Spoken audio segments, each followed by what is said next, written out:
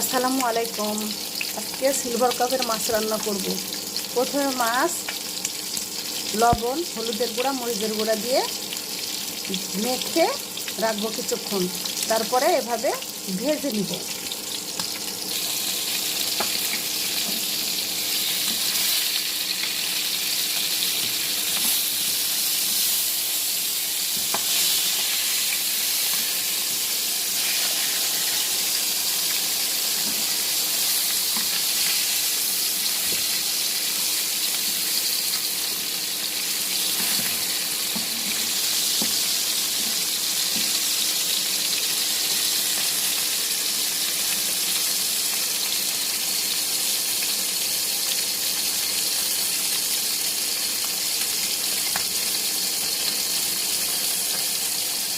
একটু কড়া করে ভেজে নিব, একটু কড়া করে ভেজে নিব।